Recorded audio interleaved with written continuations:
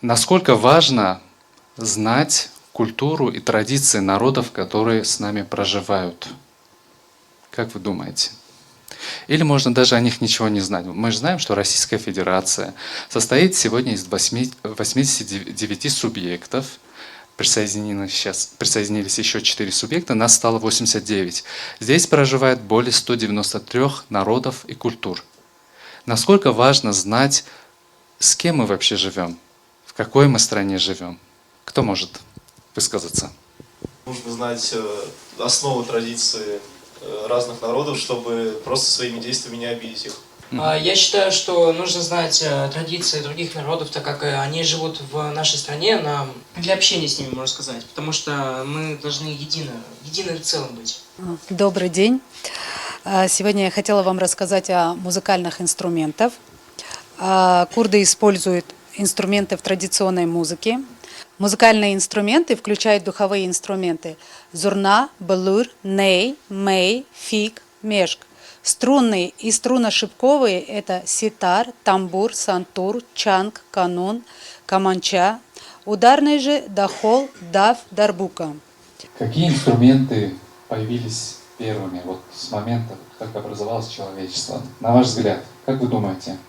Чекунова Екатерина, я думаю, что мэй, потому что конструкция тоже довольно-таки легкая, как раз таки это трубочка, там могли проделать эти дырки и играть спокойно. Что, по-вашему, такое дружба? Пирогова Ирина, я думаю, если дружба существует для того, чтобы мы смогли поддерживать друг друга, если бы не было бы поддержки, я так думаю, нам было бы сложно вообще существовать.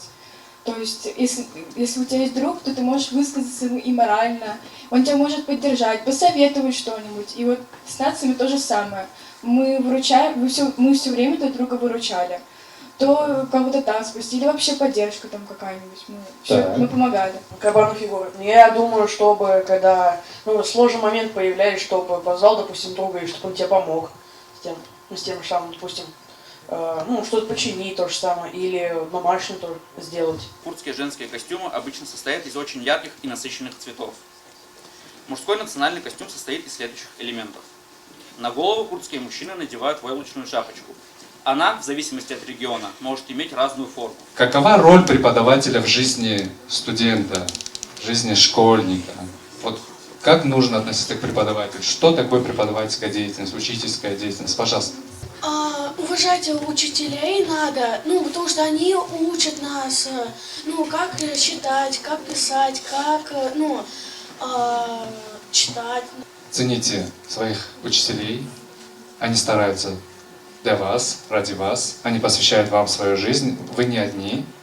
И очень тяжело работать с командой, с коллективом, с классом, с группой. Это очень тяжело, это непросто. Может быть, кто-нибудь из вас когда-нибудь станет преподавателем, и вы тогда поймете своих преподавателей. Я преподаю тоже уже сколько? 26 лет. Историю. В свое время преподавал танцы, музыку. Поэтому здесь поле может быть разное. Есть люди, которым интересно учить. И пока учит, человек сам тоже учится всегда. Ваш преподаватель, обучая вас чему-то, он тоже учится многому у вас. Все обоюдно. Поэтому цените своих преподавателей, цените то окружение, в котором вы пребываете, потом вы будете вспоминать.